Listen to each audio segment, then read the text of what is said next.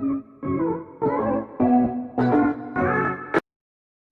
प्यारे बच्चों, आप देख रहे हैं परम केमिस्ट्री क्लासेस।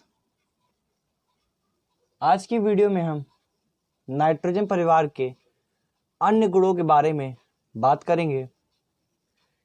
इससे पहले की वीडियो में आपने परमाणु त्रिज्या, ऋण विद्युता और आयनन विभव पे बात किया था। तो चलिए शुरू करते हैं आज का हमारा वीडियो। जो आज का वीडियो है हमारा वो अन्य गुणों के बारे में डिस्कस है। तो चलिए स्टार्ट करते हैं। हमारा आज का पहला टॉपिक है धात्विक गुण। तो नाइट्रोजन परिवार में जो तत्व उपस्थित है, नाइट्रोजन, फास्फोरस, आर्सेनिक, एंटीमनी और बिस्मिथ, इसमें हम जानेंगे कि इस परिवार में किसमें धात्विक गुण ज़्यादा पाया जा रहा है, किसमें धात्विक गुण कम पाया जा रहा है और किसमें धात्विक गुण होता ही नहीं। अर्थात किसी में धात्विक गुण होगा, किसी में अधात्विक गुण होगा और किसी में उपधातु का गुण होगा। तो चलिए जानते हैं। तो चलिए स्टार्ट करने से पहले हम अपना एक वर्ड क्लियर कर लेते हैं। ये धातु, ये धातु होता क्या है? जो तत्व इलेक्ट्रॉन को त्याग करके धनायन बनाने की प्रवृत्ति रखते हैं, जो तत्व इलेक्ट्रॉन को त्याग करके धनायन बनाने की प्रवृत्ति रखते हैं, धातु कहलाते हैं। क्लियर है? जो तत्व इलेक्ट्रॉन को त्याग करके धनायन बनाने की प्रवृत्ति रखते हैं, धातु कहलाते हैं। अर्थात जिसका इलेक्ट्रॉन इजीली से निकल जाए, जिस तत्व में से इलेक्ट्रॉन इजीली से क्या हो जाए, निकल जाए, उसमें मेटलिक प्रॉपर्टी आ जाती है, धात्विक गुण आ जाता है। तो किसी का इलेक्ट्रॉन इजीली से कब निकलेगा, तो बात करते हैं। हमने बताया है नाभिक और इलेक्ट्रॉन। हमने दो बात पे डिस्कस किया था। अगर नाभिकीय आवेश बढ़ता है तो नाभिक इलेक्ट्रॉन को अपनी ओर प्रबल आकर्षण बल के द्वारा बांधे होता है, और जब कोषों की संख्या बढ़ती है तो इलेक्ट्रॉन नाभिक से दूर चला जाता है। क्लियर है बात? तो जब हम ऊपर से नीचे की ओर आएंगे, ऊपर से नीचे की ओर आएंगे तो हमारा कोष बढ़ेगा। क्या बढ़ता है? कोष बढ़ता है और नंबर ऑफ इलेक्ट्रॉन उतने ही होते हैं। अर्थात जो बिस्मिथ का इलेक्ट्रॉन होगा वो नाभिक से सबसे दूर होगा, क्योंकि जो बिस्मिथ का कोष होगा वो नाभिक से क्या होगा, दूर होगा। जाहिर सी बात है, क्योंकि ऊपर से नीचे आने पर नंबर ऑफ इलेक्ट्रॉन सेम होते हैं बट कोषों की संख्या बढ़ जाती है। अब जब लास्ट इलेक्ट्रॉन नाभिक से दूर है तो जाहिर सी बात है उन दोनों के बीच लगने वाला आकर्षण बल भी कैसा होगा, बहुत कम होगा। ठीक है? क्या बताया कि जो बिस्मिथ का लास्ट इलेक्ट्रॉन है वो नाभिकीय आकर्षण बल से काफी दूर है, इसलिए बिस्मिथ का इलेक्ट्रॉन इजीली क्या हो जाता है, निकल जाता है। अब ऊपर की ओर जाएंगे तो कोषों की संख्या घट रही है। जाहिर सी बात है नाभिकीय आकर्षण बल बढ़ रहा है, नंबर ऑफ इलेक्ट्रॉन उतने ही है, लेकिन वो कोष नाभिक के पास होते चला जा रहा है, और जब नाभिक के पास होते चला जाएगा तो जाहिर सी बात है आकर्षण बल बढ़ता चला जाएगा, जिससे इलेक्ट्रॉन के त्यागने की प्रवृत्ति घट जाएगी। तो जाहिर सी बात है एक प्रवृत्ति घटेगी, दूसरी प्रवृत्ति बढ़ जाएगी। तो इलेक्ट्रॉन त्यागने की प्रवृत्ति घट जाएगी तो जाहिर सी बात है इलेक्ट्रॉन ग्रहण करने की प्रवृत्ति बढ़ जाएगी। क्लियर है? चलिए, तो इस नाइट्रोजन परिवार में जो बिस्मिथ है वो सबसे दूर होता है, उसका लास्ट इलेक्ट्रॉन नाभिकीय आकर्षण बल से सबसे दूर होता है। तो जाहिर सी बात है बिस्मिथ हमारा सबसे अधिक धात्विक गुण रखता है। बिस्मिथ हमारा क्या रखेगा, सबसे अधिक धात्विक गुण प्रदर्शित करता है। और नाइट्रोजन का जो इलेक्ट्रॉन है वो नाभिक के पास होता है, इसलिए नाइट्रोजन हमारा सबसे अधातु का गुण प्रदर्शित करता है। क्लियर है?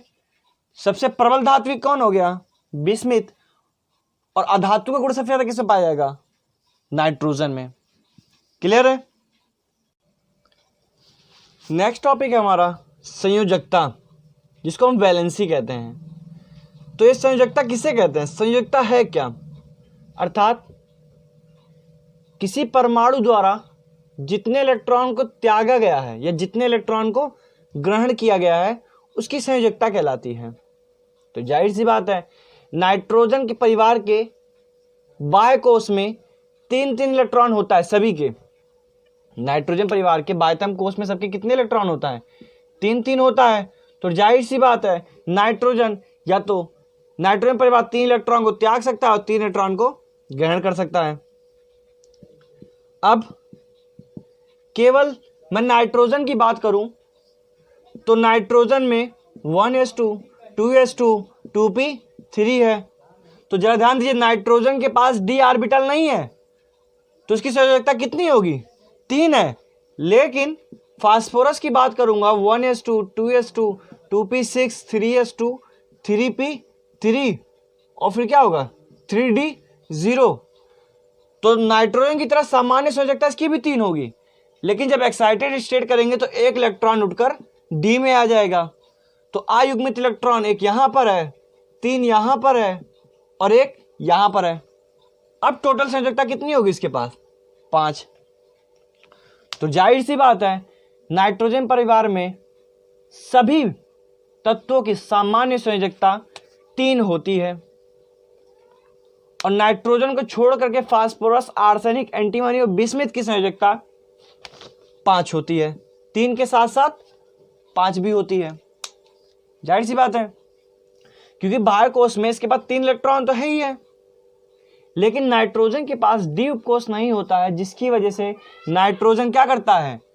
अपने एक इलेक्ट्रॉन को एक्साइटेड करके अगले वाले उपकोष में भेज नहीं सकता है। लेकिन फास्फोरस के पास एक डी ऑर्बिटल उपस्थित होता है, जिससे फास्फोरस अपने एस उपकोष से इलेक्ट्रॉन को एक्साइटेड करके डी उपकोष में इंटर कर सकता है, जिससे उसकी संयोजकता 3 के साथ साथ 5 हो जाती है। क्लियर है? वही केस आर्सेनिक में है, वही बिस्मिथ में है और वही एंटीमनी में भी है। बात क्लियर है? तो अगर संयोजकता की बात करूं तो सामान्य संयोजकता सब में 3 होता है, लेकिन नाइट्रोजन को छोड़ करके अन्य सभी में संयोजकता 5 होती है। क्लियर है? तो क्यों होती है? क्योंकि नाइट्रोजन को छोड़ के अन्य सभी में डी ऑर्बिटल पाया जाता है, जिससे एस में से इलेक्ट्रॉन एक्साइटेड होकर डी में चला जाता है, जिससे उसकी सामान्य संयोजकता 3 के साथ साथ 5 हो जाती है। बात क्लियर है?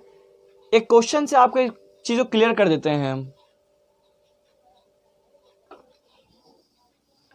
ध्यान दीजिए, हमारा क्वेश्चन क्या कहता है कि नाइट्रोजन केवल NCl3 का निर्माण करता है, नाइट्रोजन ट्राइक्लोराइड का निर्माण करता है, जबकि फास्फोरस PCl3 के साथ साथ PCl5 का भी निर्माण करता है। क्वेश्चन क्या है? ये आपके बोर्ड में आया हुआ क्वेश्चन है। क्या है क्वेश्चन? कि नाइट्रोजन 3Cl के साथ क्रिया करके NCl3 का निर्माण करता है, केवल NCl3 का निर्माण करता है, जबकि फास्फोरस PCl3 के साथ साथ PCl5 का भी निर्माण करता है। बात क्लियर है? तो भाई दोनों तो एक ही परिवार के हैं, नाइट्रोजन भी उसी परिवार का है, फास्फोरस भी उसी परिवार का है, लेकिन दोनों में 3-3 तो है, लेकिन फास्फोरस 5 है। कैसे? तो जरा देख लेते हैं। जब नाइट्रोजन का इलेक्ट्रॉनिक विन्यास निकालेंगे हम, तो नाइट्रोजन का निकलेगा 1s2 2s2 2p3। अब जरा ध्यान दीजिए, नाइट्रोजन के बाह्य कोश में कितने इलेक्ट्रॉन हैं? 3 इलेक्ट्रॉन है, जिससे वो 3 क्लोरीन के साथ क्रिया करके NCl3 का निर्माण कर लेता है। उसी प्रकार फास्फोरस के पास भी इलेक्ट्रॉनिक विन्यास निकालेंगे 1s2 2s2 2p6 3s2 3p3। तो फास्फोरस के पास p ऑर्बिटल के साथ साथ d उपकोष भी उपस्थित है। तो जब फास्फोरस का निकालेंगे 3 है, तो जाहिर सी बात है ये 3 क्लोरीन के साथ क्रिया करेगा और PCl3 का निर्माण कर लेगा। लेकिन फास्फोरस के पास एक खाली d ऑर्बिटल भी उपस्थित है। फास्फोरस के पास एक खाली d ऑर्बिटल भी उपस्थित है, जो करेगा क्या कि ये तो ग्राउंड स्टेट हो गया। ग्राउंड स्टेट में PCl3 का निर्माण होता है, लेकिन जब एक्साइटेड स्टेट करेंगे तो एक्साइटेड स्टेट में S में से इलेक्ट्रॉन निकल करके D में चला जाता है एक। क्लियर है? एक्साइटेड स्टेट में S में से इलेक्ट्रॉन निकल के कहाँ चला जाता है? D में। अब फास्फोरस के पास 2 अयुग्मित इलेक्ट्रॉन हो गया। अब एक क्लोरीन यहां पर, एक क्लोरीन यहां पर। अब टोटल कितने बन गए? PCl5। तो जरा ध्यान दीजिए, नाइट्रोजन के पास कोई खाली d ऑर्बिटल उपस्थित नहीं होता है। जाहिर सी बात है, नाइट्रोजन के पास कोई d उपकोष उपस्थित नहीं होता है, इसलिए वो केवल NCl3 का ही निर्माण करता है।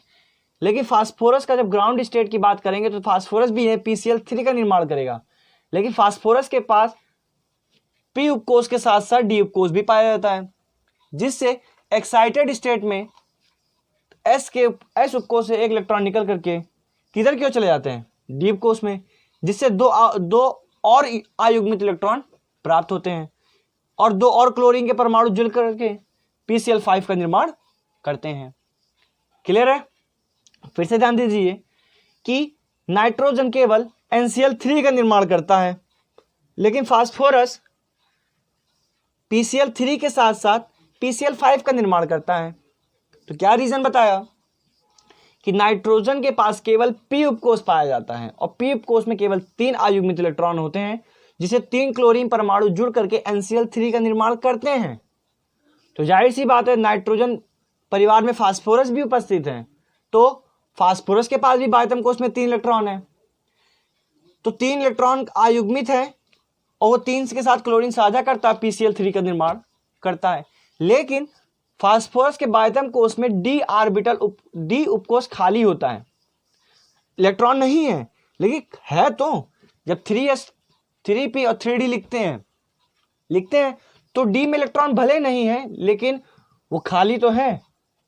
तो जब PCl3 बनता है तो ग्राउंड स्टेट में बनता है, और जैसे ही इलेक्ट्रॉन का एक्साइटेड करते हैं तो S में से इलेक्ट्रॉन निकल करके D में चला जाता है, जिससे 5 अयुग्मित हो जाते हैं।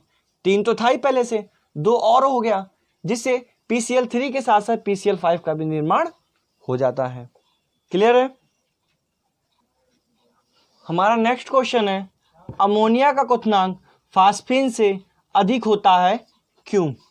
तो यह ध्यान दीजिए, मैंने कहा अमोनिया का क्वथनांक फास्फीन से अधिक होता है क्यों? तो अमोनिया का सूत्र हमारा है NH3 और फास्फीन का सूत्र हमारा PH3।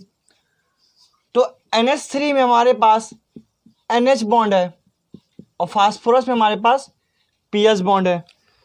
तो जरा हम ध्यान देंगे, कहा है अमोनिया का क्वथनांक फास्फीन से अधिक है, अर्थात अमोनिया में NH बॉन्ड को तोड़ने के लिए अधिक ऊर्जा की आवश्यकता होती है, और जब ऊर्जा की आवश्यकता अधिक होती है जिससे उसका क्वथनांक भी अधिक होता है।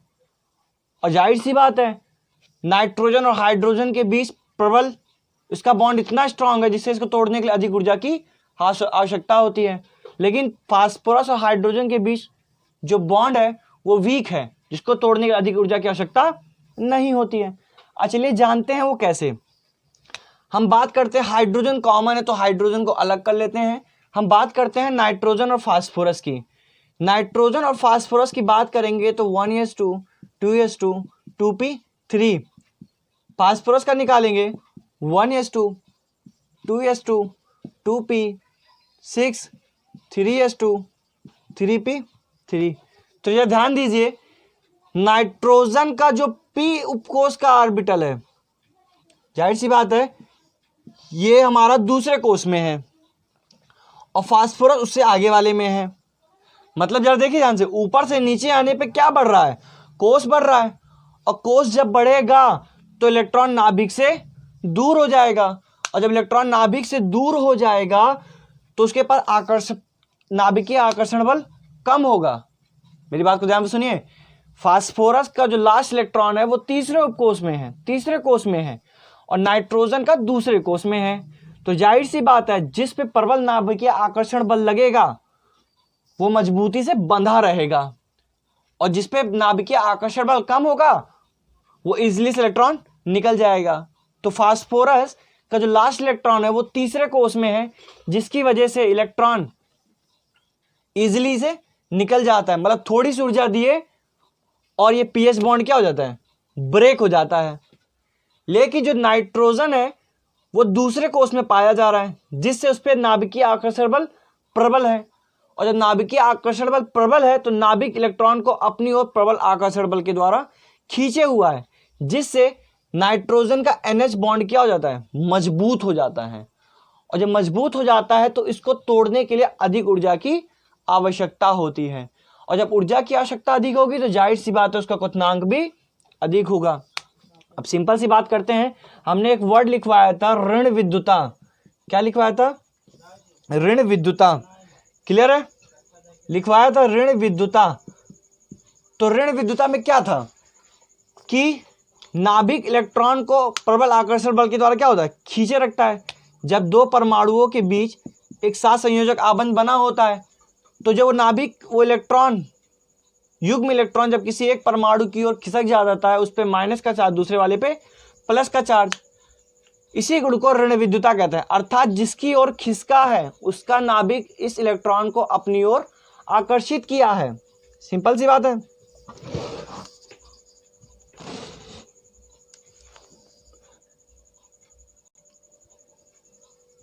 ऋण विद्युता में बताएं कि सात संयोजक बंध में उपस्थित इलेक्ट्रॉन का जोड़ा किसी एक परमाणु की ओर विस्थापित हो जाता है तो उस पे माइनस का चार्ज दूसरे वाले पे प्लस का चार्ज आ जाता है। क्लियर है।